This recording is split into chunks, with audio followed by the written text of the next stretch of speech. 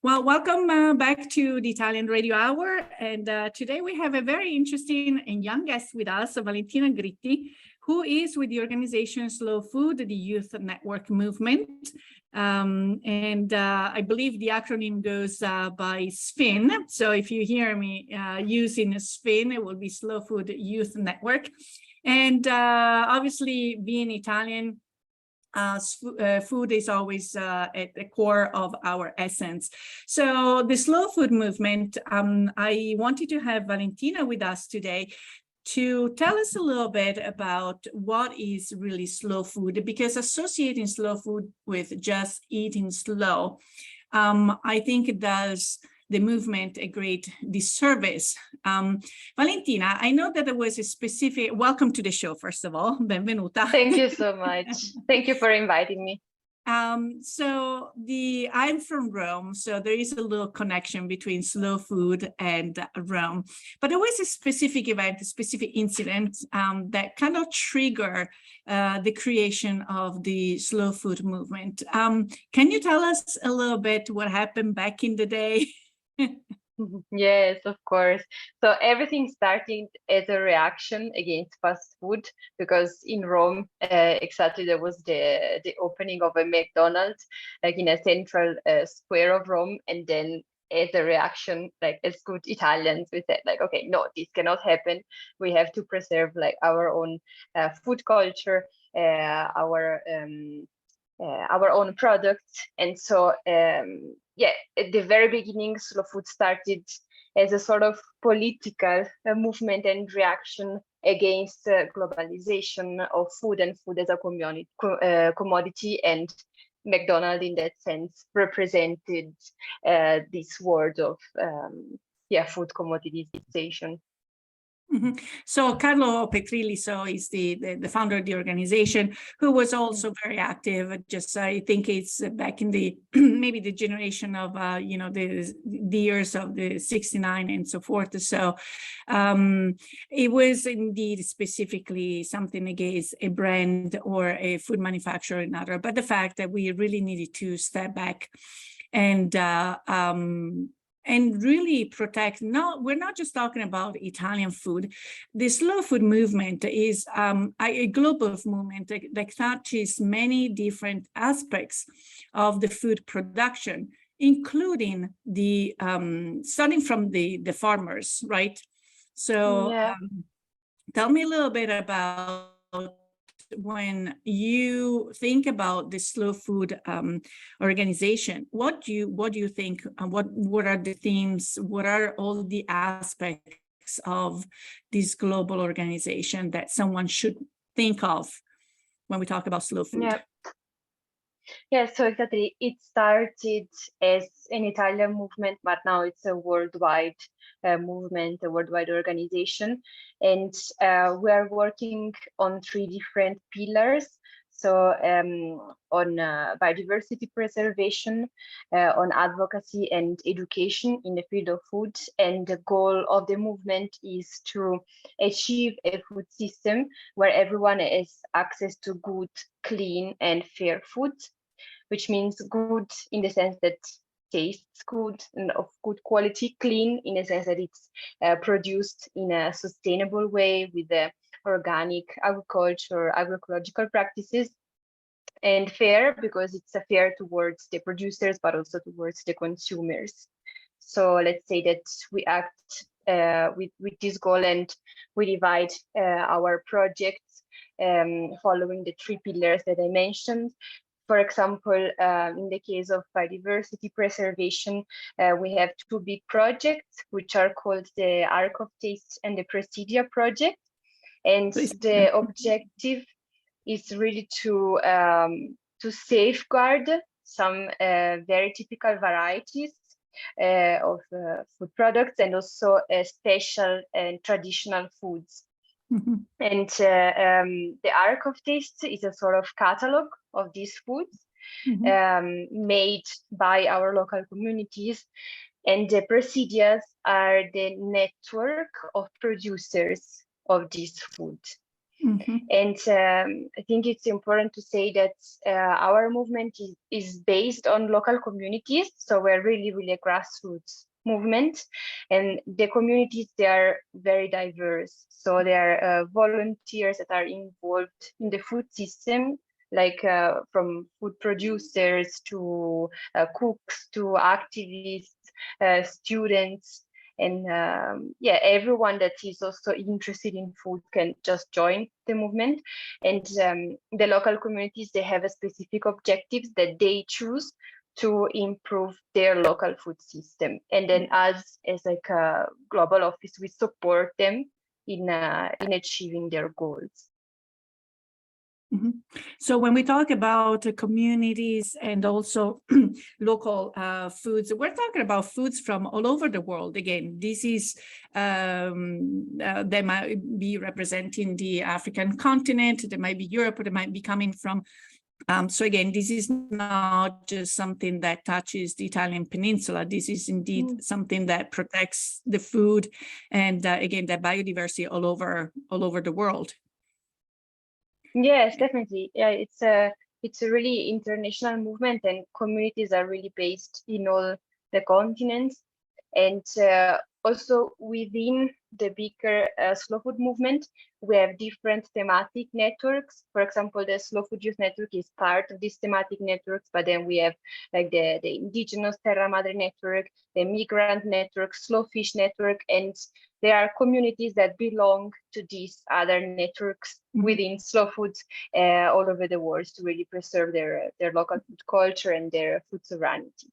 So as far as an opportunity, kind of a global event for these also producers to come together, and then I'm sure there is a variety of workshops, educational workshops, is this beautiful event that takes place in Torino.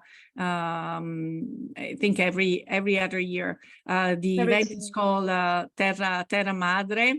And were you able to attend this year? Can you tell us everything from what it looks like, what it feels like, what have you seen, what have you learned? Yes, definitely. So it's yeah, it's really a very nice event, and you can really see all the different colors of food, of the people that made the network of slow food, because we there are a lot of delegates from all over the world that come to the event. And then of course you also have visitors that are just visiting, tasting, and learning from these communities.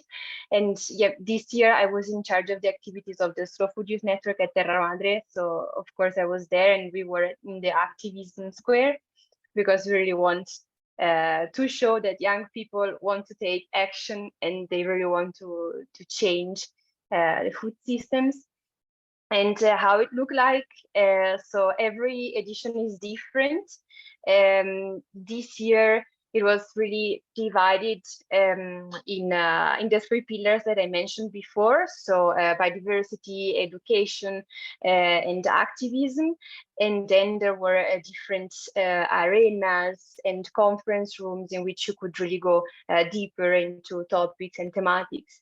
And of course also a food market where you can try a lot of local and international food products. And then there are different workshops also in which you can, for example, learn how to make compost or different types of gardening, but also how to do fermentation and how to taste coffee, for instance, and much more. So you can go there, connect, learn, eat, have fun. It's really there are a lot of different things that you can do. So do you remember of food or any country that you have never seen this before? I don't know what it is. It's vegetable, it's or something that really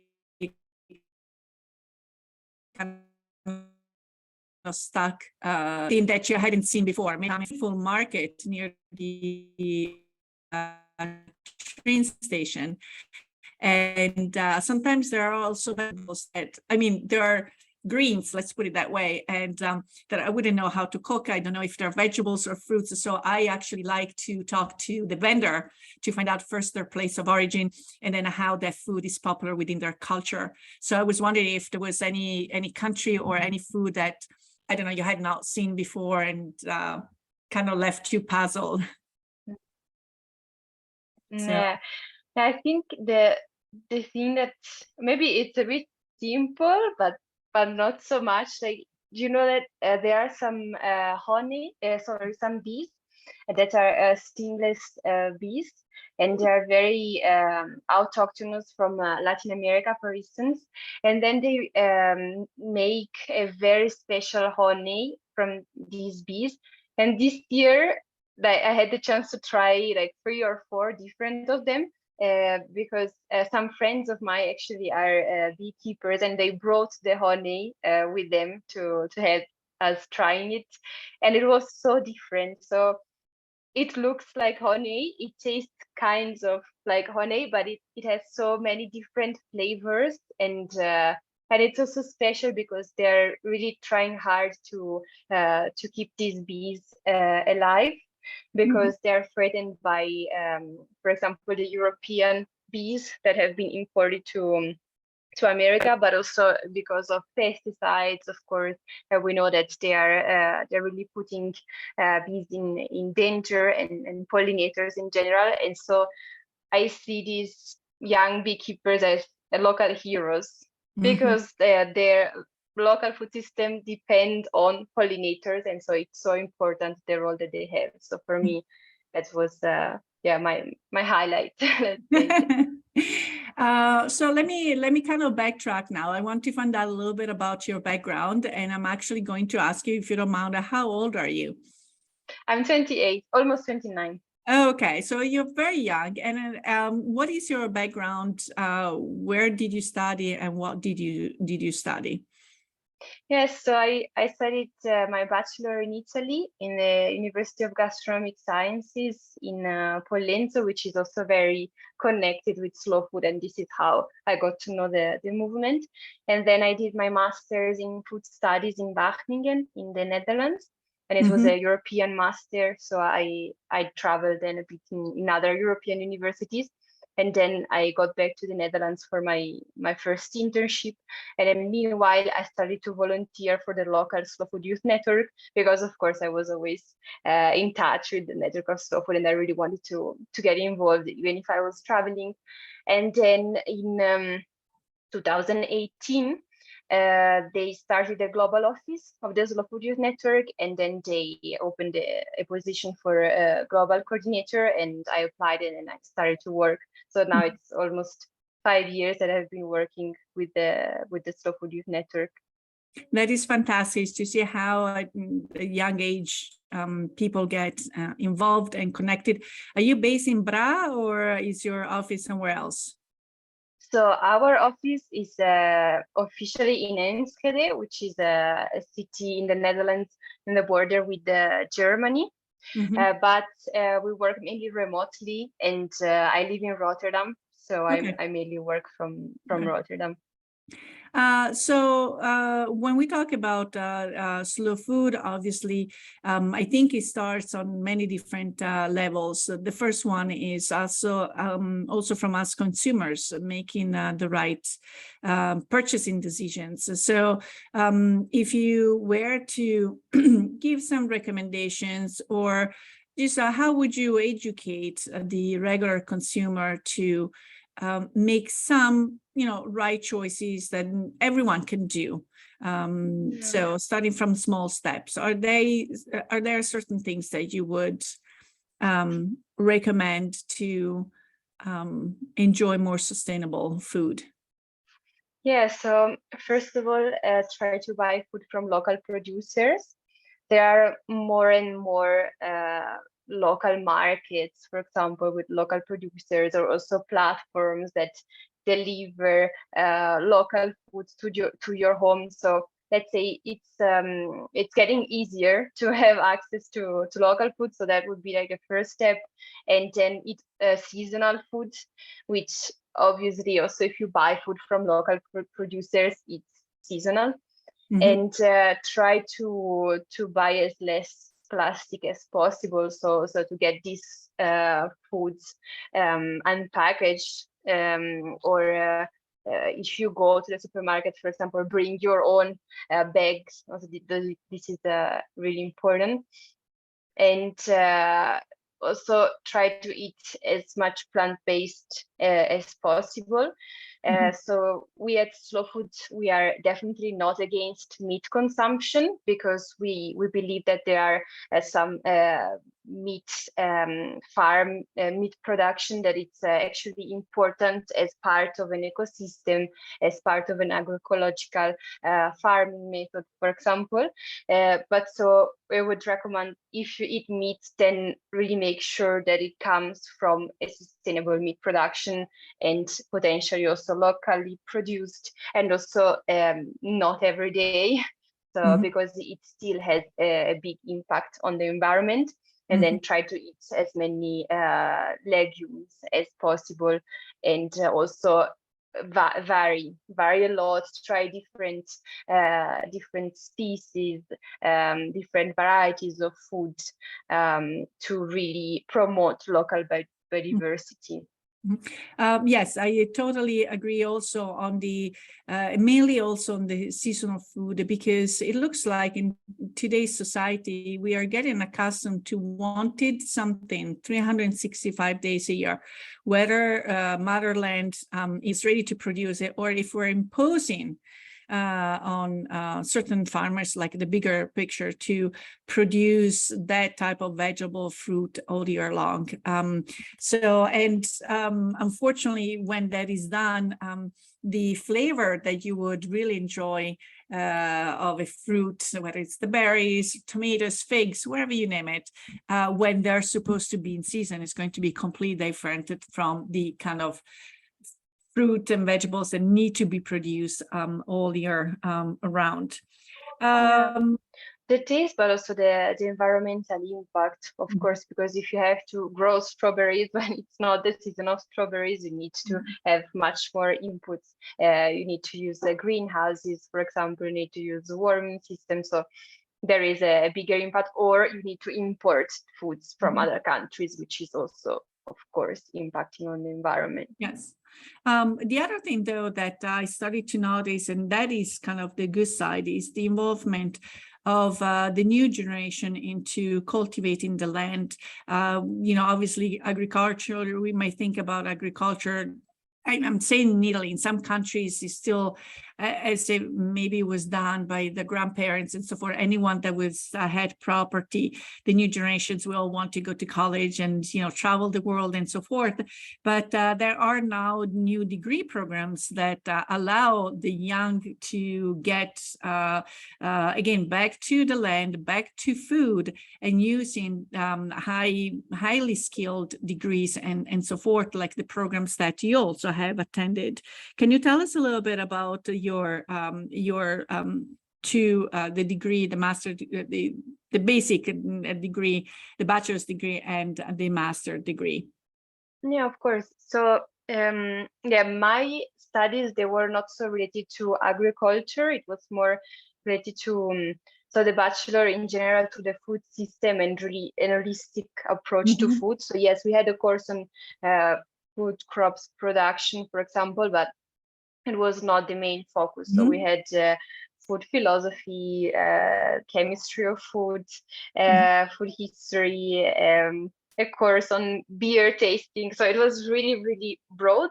And then we had study trips in which we really went and visit local producers in different parts of the world, and they really learn about how they actually are doing things, but also which one are the problems that they are facing every day and what we could do to support them. Whereas in my master's, it was a bit more focused on like product development and on the scientific parts of the of food. So I also, like, my final research was on sensor analysis, and I was doing a project on the the aromas of basmati rice and how they change during aging, the aging process. And so, yeah, it was a bit more on the product development and science part. Exactly. So it's, yeah, what I had mentioned before is both, seeing now, again, the highly skilled professionals coming with degree programs to handle the food conversation at a completely different level. So you can have the high tech or the knowledge, but then, the starting point is indeed the food. So you went to, when we talk about, at what point was the youth network created? So again, Slow Food Youth Network, you might hear us refer as SFIN. You guys are SFINs yourselves? Yeah, spinners. Spinners, okay, spinners. So tell me a little bit about when the movement was created and in which region, surprisingly, was created.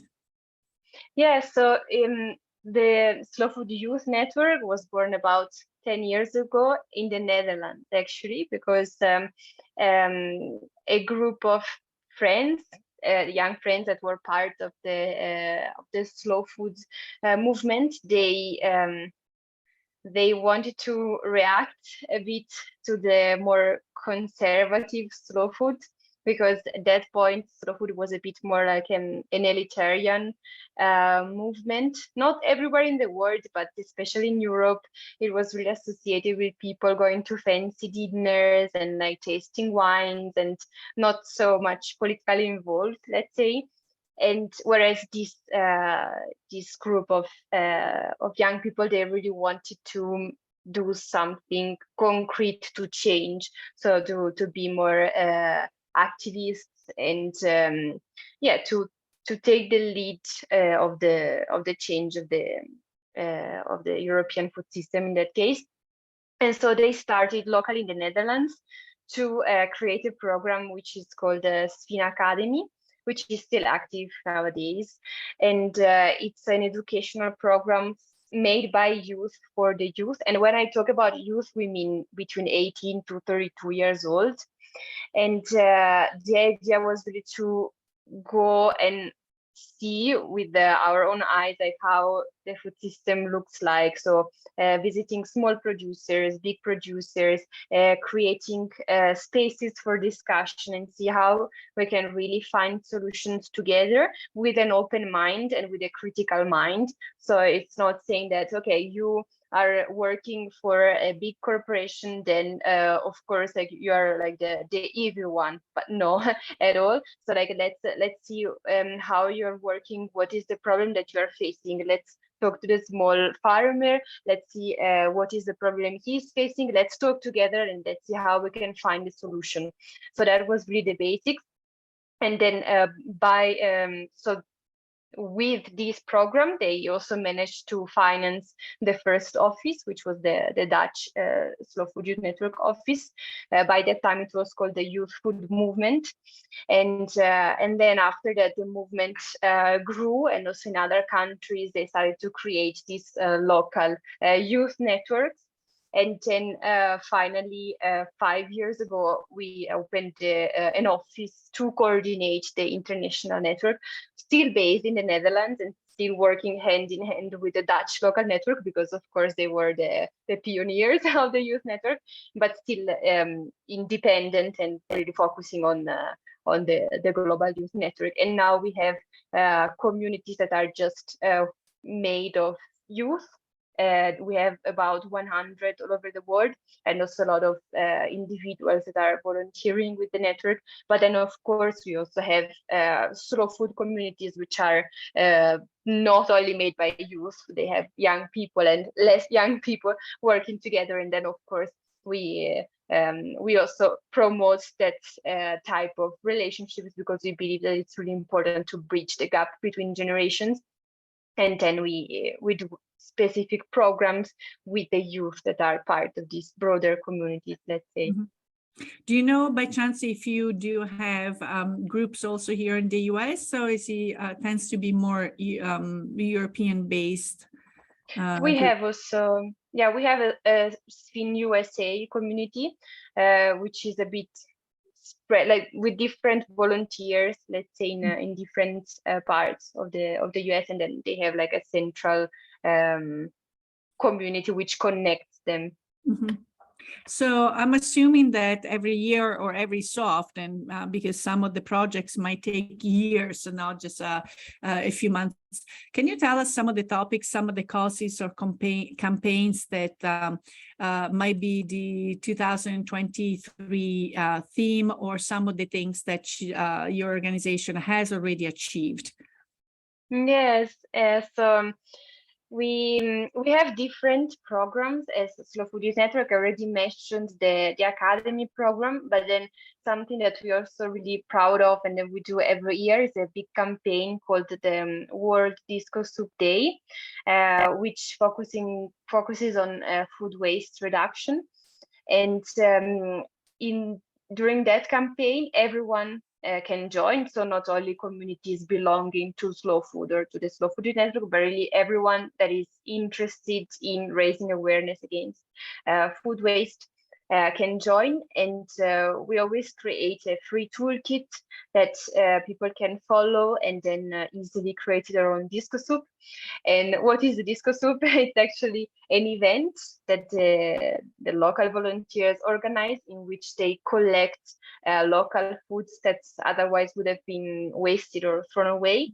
For example, vegetables that are rejected by the markets because they look ugly or they are not within the standards of the market, or that are left on the crops, on the fields, like unharvested, because it will be more expensive to harvest them due to the fluctuation of the prices of the market, rather than exactly like harvesting them. And so we ask our volunteers to collect all these foods and to make a soup. That's why it's called the Disco Soup Day. And then we always put music. It's like a real party. And you can make it in a public space or in a private space, and invite participants to come. It is supposed to be a free event, because really the goal is to raise awareness as much as possible.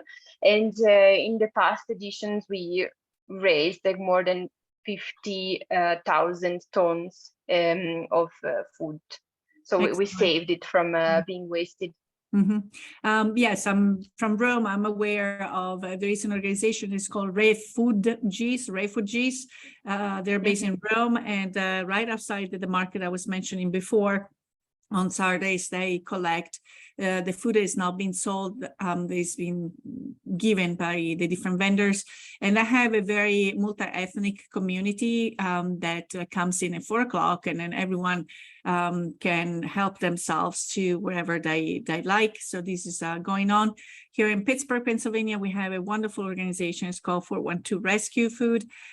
So they have now a very good network of organizations that will call up, and it could be from even companies having corporate meetings and having food left over, to supermarkets, and just a lot of, just regular organizations that call in. The volunteers go and collect the food, and then they do have kitchens where some of these foods are reassembled and then given out back to the community.